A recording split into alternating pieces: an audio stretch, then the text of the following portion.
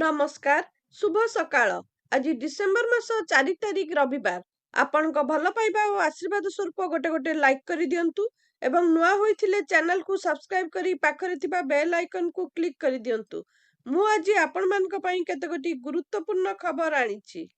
आजिर प्रथम खबर, बांग्लादेश रे हिंदू विरोधी घटना परे बांग्लादेशी द्रुत बॉलर मुस्ताफिजुर रहमान को नहीं चर्चा। आईपीएल 2026 रे अंशग्रहण करि परिबे नहीं मुस्ताफिजुर रहमान। बीसीसीआई सचिव देवजित साइकिया एने स्पष्ट करिसंती। से केकेआर को कड़ाकड़ी भावे स्पष्ट करी कहिसंती जे तुरंत बांग्लादेशी क्रिकेटर मुस्ताफिजुर रहमान को सेमानक दलरू रिलीज करिबाकू। वर्तमान परिस्थिति को दृष्टि रखी बीसीसीआई कलिकता नाइट राइडर्स को एपरी करिबाकू निर्देश देइछि। बीसीसीआई निष्पत्ति अनुसार बांग्लादेशी द्रुत बॉलर मुस्ताफिजुर रहमान को आईपीएल रु बाद दिया जाइछि। Board franchise Kolkata night Riders को बांग्लादेशी द्रुत बॉलर को दलरू मुक्त करिबाकू निर्देश देइछि। बीसीसीआई सचिव देवजित साइकिया यह घोषणा करी कहिसंती जे बोर्ड वर्तमान परिस्थिति को विचार को नहीं एही निष्पत्ति नेइछि। परवर्ती खबर, भारत एवं बांग्लादेश मध्य एबे संपर्क तिक्त हेबारे लागिछि। बांग्लारे हिंदुंक प्रति हेउथुबा अत्याचार एहार मुख्य कारण। एपर्यंत 4 जण हिंदू को अति निर्मम भावे हत्या कर दैथिला बेले एहार प्रभाव क्रिकेट उपरे पड़िथिबार देखा देइछि। आईपीएल पई बांग्ला क्रिकेटर को किनिथिला केकेआर, हेले विवाद परे आज तांकु तुरंत विदा करा जाइछि। एबे बीसीसीआई आउ एक बड़ निष्पत्ति नेइछि। 2026 रे भारतीय टीम मैच पई बांग्लादेश गस्त करिवार योजना थिला। एबे हे गस्त को बातिल करिछि बीसीसीआई। परवर्ती खबर, दुर्घटना पई रूपाली छक को बाछि नेइछि आम बस। सकाळे ऑटो को धक्का देइथिला आउ संध्या रे स्कूटी को। आम बस धक्का रे जनकर जीवन जाइथिला, जणे गुरुतर होइथिले। एक ऑटो को पछरु पिटिथिला आम बस। घटनास्थल रे जनकर मृत्यु घटिथिला, जणे गुरुतर होइचंती। घटनास्थल रे चापा उत्तेजना लागि रहिथिला। स्थिति नियंत्रण पई डीसीपी घटनास्थल रे पहुंचीथिले। परवर्ती खबर, मंत्री पृथ्वीराज हरिचंदन का अध्यक्षतार एक गुरुत्वपूर्ण बैठक अनुष्ठित होइछि। बैठक रे जैव विविधता एवं चिलिका ह्रदर पुनर्विकास उपरे गुरुत्व दिया जाइछि। एही अवसर रे मंत्री कहिसंती जे चिलिका मुहाण पोती हेबा कारणरू पानी समुद्र को ठीक भावे जाई पारु नाही। एपरि कि समुद्र पानी मध्य चिलिका मध्य को ठीक भावे प्रवेश करि पारु नाही। फल रे चिलिका जलर क्षारीयता नष्ट हेउछि। फल रे जैव विविधता संतुलन रही पारु नाही।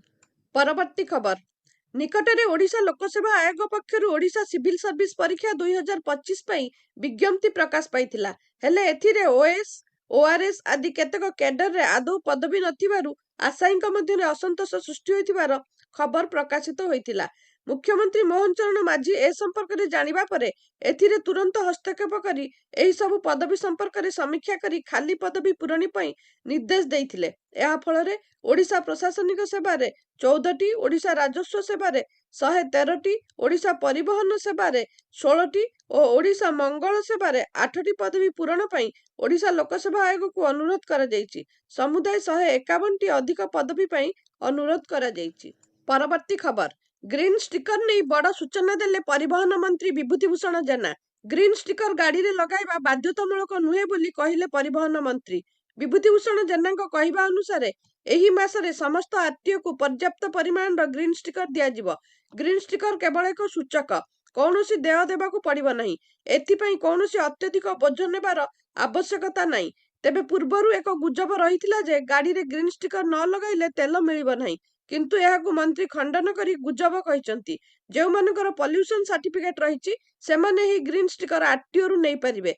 तेबे जेउ माने 10 तारिख परे पॉल्यूशन सर्टिफिकेट करिवे सेमान को पीयूसीसी सेंटर रे ग्रीन स्टिकर मिलिबो। तेबे ग्रीन स्टिकर दिया जिवा पूर्वरु पॉल्यूशन सर्टिफिकेट, आरसी तथा गाड़ी रो समस्त कागज पत्र जांच करा जिवो। तेबे आरटीओ ऑफिस जाई ग्रीन स्टिकर आनिबा समय रे ओरिजिनल पीयूसीसी कॉपी, आरसी एवं परिचय पत्र देखाइबाकू पड़िबो। परवर्ती खबर, स्मार्ट मीटर लगाइबे राज्य सरकार। कैबिनेट निष्पत्ति पर शक्ति विभाग विज्ञप्ति जारी। 735 कोटी टंकार एककालीन अनुदान प्रदान करने निष्पत्ति होइछि। 2 किलोवाट जाइथिबा 8.75 लाख मीटर को बदलाई लगाजिबो स्मार्ट मीटर। एही बाबद को खर्च हबो 340 कोटी टंका। नुआ संजोग रे स्मार्ट मीटर लगाइबाकू 88 कोटी खर्च हेबो। स्मार्ट मीटर ओडिशा सरकार का शक्ति विभाग अधीन रे रहिबो। डिस्कम द्वारा परिचालित एवं रक्षणाबेक्षण करा जिवो। परवर्ती खबर, ओडिशा मुहां विदेशी छात्रछात्री अधिक विदेशी छात्र पढ़ुथुबा 10टी राज्य तालिकारे ओडिशा स्थान पाइछि।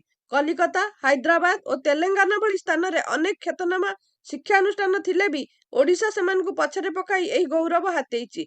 भारत रे उच्च शिक्षार अंतर्जातीयकरण को नहीं नीति आयोग प्रकाश करिथिबा रिपोर्ट रे ओडिशा को विदेशी छात्र आकृष्ट हेउथिबा नै उत्साहजनक तथ्य रखिछि। 2021-22 मसीह रे 2320 जन विदेशी छात्र उच्च शिक्षा ପାଇଁ राज्यକୁ ଆସିଛନ୍ତି।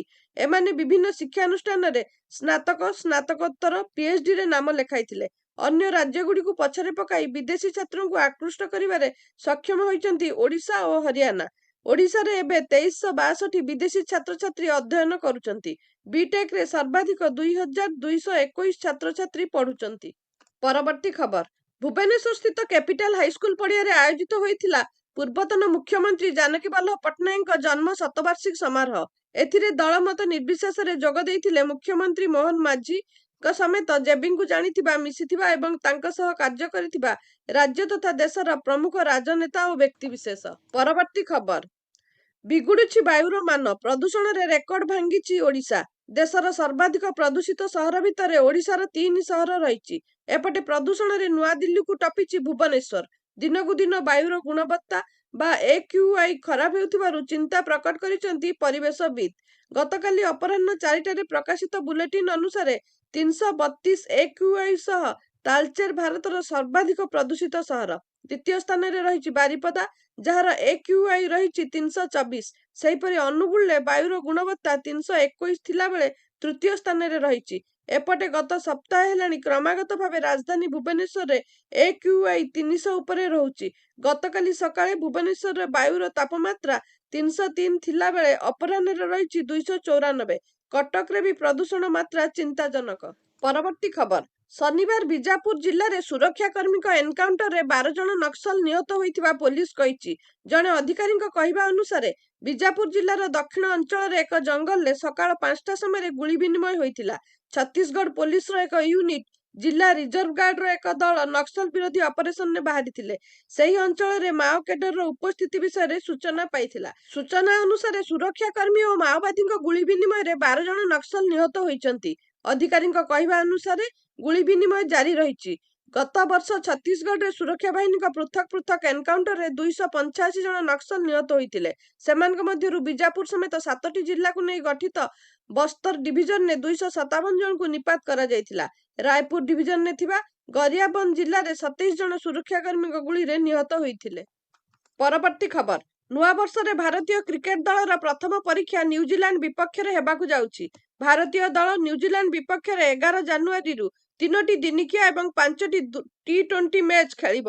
ଟି20 ସିରିଜ ପାଇଁ ଭାରତୀୟ ଦଳ ପୂର୍ବରୁ ଘୋଷଣା ହୋଇସାରିଛି। ସେହିପରି ଦିନିକିଆ ସିରିଜ ପାଇଁ ଜାନୁଆରୀ 3ରେ ଟିମ୍ ଘୋଷଣା କରାଯାଇଛି।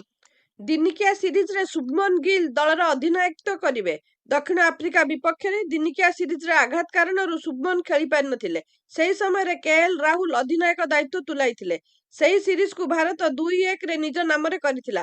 ଶୁଭମନଙ୍କ ସହ ମହମ୍ମଦ ସିରାଜ ଏବଂ ଶ୍ରେୟସ ଆୟାର ମଧ୍ୟ ଦଳକୁ ଫେରିଛନ୍ତି। ତେବେ ଶ୍ରେୟସ ସେତେବେଳେ ସିରିଜରେ ଭାଗ ନେଇପାରିବେ ଯେତେବେଳେ ତାଙ୍କୁ ଫିଟ୍ ଘୋଷଣା କରାଯିବ। ପରବର୍ତ୍ତୀ ଖବର କେନ୍ଦ୍ର ସରକାର ସୋସିଆଲ ମିଡିଆ ପ୍ଲାଟଫର୍ମ ଏକ୍ସକୁ ନୋଟିସ ଜାରି କରିଛନ୍ତି। ଗ୍ରୋକ୍ AIରୁ ଅଶ୍ଳୀଳ କମେଣ୍ଟ ହଟାଇବାକୁ ସରକାର ନିର୍ଦ୍ଦେଶ ଦେଇଛନ୍ତି। ଏହା ସହ ଏକ୍ସକୁ 72 ଘଣ୍ଟା ମଧ୍ୟରେ ରିପୋର୍ଟ ଦେବାକୁ କୁହାଯାଇଛି। ପରବର୍ତ୍ତୀ ଖବର ଭେନେଜୁଏଲା ରାଜଧାନୀ କାରାକାସରେ ସିରିଜ ବିସ୍ଫୋରଣ ହୋଇଛି। ଅନେକ ସ୍ଥାନରେ ଧୂଆଁ ଏବଂ ନିଆଁ ଲାଗି ରହିଥିବାର ଦେଖିବାକୁ ମିଳିଛି।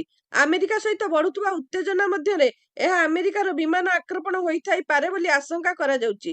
ଏ ସମ୍ପର୍କରେ କିନ୍ତୁ ଆମେରିକା ପକ୍ଷରୁ କୌଣସି ପ୍ରତିକ୍ରିୟା ମିଳିନାହିଁ। ବିସ୍ଫୋରଣ ପରେ ଭେନେଜୁଏଲାର ରାଷ୍ଟ୍ରପତି ଜରୁରୀକାଳୀନ ପରିସ୍ଥିତି ଘୋଷଣା କରିଛନ୍ତି। ରିପୋର୍ଟ ଅନୁସାରେ କାରାକାସର ମୁଖ୍ୟ ସାମରିକ ଘାଟି ଫର୍ଚୁନା ନିକଟରେ ବିସ୍ଫୋରଣ ଘଟିଥିବା ଅଞ୍ଚଳରେ ସିରିଜ ବିସ୍ଫୋରଣ ଯୋଗୁଁ ସହର ସାରା ବିଦ୍ୟୁତ୍ ବନ୍ଦ ହୋଇଯାଇଥିଲା। ରିପୋର୍ଟ ଅନୁଯାୟୀ ସହରରେ ଅତି କମରେ 7ଟି ସ୍ଥାନରେ ବିସ୍ଫୋରଣ ଘଟିଥିଲା। ବିସ୍ଫୋରଣ ଶୁଣିବା ପରେ ବାସିନ୍ଦାମାନେ ଘର ବାହାରକୁ ରାସ୍ତାକୁ ଦୌଡ଼ି ଆସିଥିଲେ, ଯାହା ଫଳରେ ସମଗ୍ର ସହରରେ ଆତଙ୍କ ପରିସ୍ଥିତି ସୃଷ୍ଟି ହୋଇଥିଲା।